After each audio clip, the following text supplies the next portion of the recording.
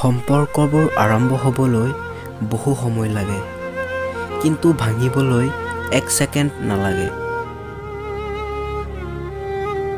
সুখৰ নাম জীৱন নহয়, কষ্টক জয় কৰি জীয়াই থকাৰ নামেই জীৱন। যিয়ে আপোনাৰ প্ৰেমক গুৰুত্ব নিদিয়ে, তেওঁ আপোনাৰ ভাল পোৱাৰ যোগ্য নহয়।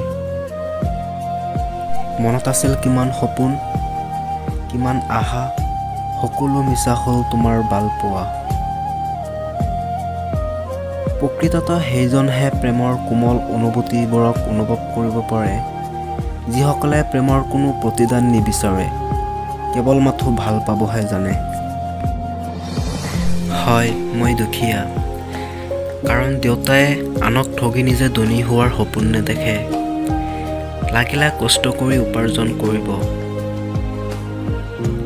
সঁচা প্ৰেম অন্নৰে আৰম্ভ হয়, শৰীৰৰে নহয়।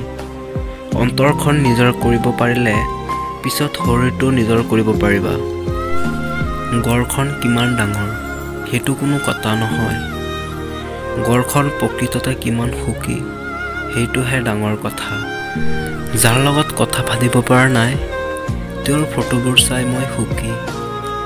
যাক জীৱনৰ নাপাৱে, তেওঁৰ কথা ভাবিয়েই সুখী। অতীতত পাৰ হৈ গ'ল মিঠা অনুভূতিবোৰতে সুখী। ভৱিষ্যতৰ বিষয়ে একো নাজানো, অপেক্ষাত সুখী। তুমি যাতে সুখত থাকা, তাকে লৈ ময়ো সুখী। মোৰ জীৱনৰ নীতি একেবাৰে সাধাৰণ। তুমি মোৰ লগত ভাল ব্যৱহাৰ কৰিবা, মই তোমাৰ লগত ভাল আৰু ভাল ব্যৱহাৰ কৰিম।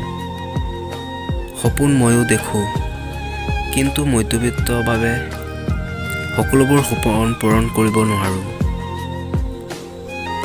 ৰাতিপুৱা মই সাৰ পাই উঠিয়েই মোবাইলৰ ডিছপ্লেত চকু ফুৰাওঁ আৰু মাথো বিচাৰোঁ মোবাইল স্ক্ৰীণত জিলিকি থাকক তোমাৰ নামৰ অহা এটা মেছেজ।